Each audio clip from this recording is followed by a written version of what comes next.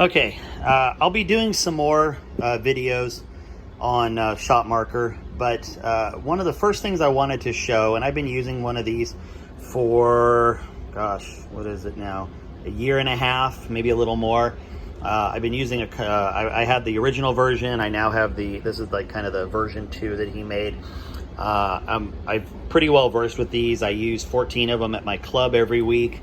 So I deal with these at least 70 to 80 times a year for matches or personal use. One of the number one things that comes up, either people who are asking for my help or while we're at the club or even my own personal target, is how do I know for sure, even though this light isn't blinking, because let me back up and say that if this is blinking fast while you're setting up, it's usually because a cable is loose. It's hard to see how it's blinking fast there. That's because this cable's barely in there. Now you obviously get that warning as well, but when you're down in the pits, you might notice it's blinking and that means a cable's loose. But there are situations where this light is green and a sensor doesn't want to read correctly. So I'm going to reset that warning. And I'm going to show you a little trick that Adam, the guy who makes the system, taught me. And as it turns out, a lot of people aren't aware of kind of how to do this. So anytime I go to the pits, now that's personally, we've started doing it at the club. I always take the access point with me. Now I like a lot of people, had a bad habit for a long time of leaving this up at the firing line, maybe with all my other gear. I would take down all of this, set it up on the assumption that, hey, I've used this long enough, I know what it's doing, I don't need to test it, only to find myself having to drive all the way back to the pits to fix something stupid that I didn't check. So here's what I'm going to do. I'm going to show you how to 100% guarantee that the sensors are working without ever taking a shot. So what we want to do first is we want to click on this middle one that shows the target frame. And then we are going to click in on the one that says sensor monitor. Now that's going to open up this. Now if you haven't used this setting before, it can also be used to see if shots are coming in at weird angles or being registered or anything at all.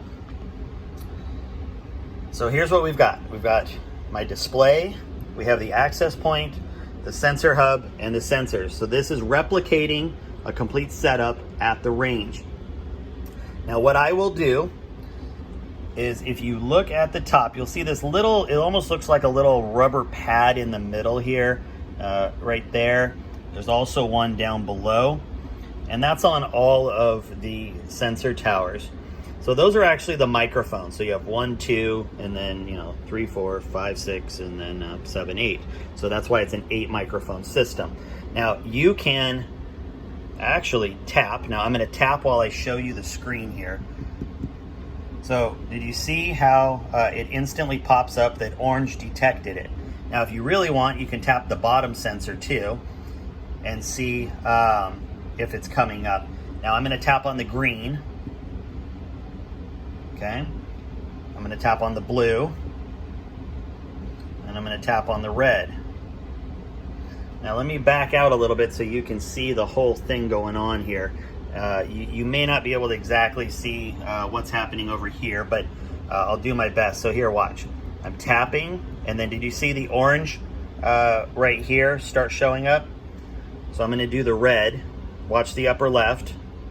Now the red showed up. I'm going to do the green on the bottom right. Okay, now let's go back here. Watch the bottom left. Okay, so this is really a great way to show that the cables are all hooked up, that your sensor hub's good, that your access point. It tells you that this system is working properly as it sits. So any other issues you encounter are going to either be environmental, like I happen to shoot at a club that has a ton of concrete and rebar. We have to take additional kind of enhancements to make sure the signal gets through. Whether it's rain, whether it's rain soaking or getting into a connection here. But if you set up the system and you can tap on the sensor and the towers, and if you get signal, then at least you know when you set it up, it is working 100%.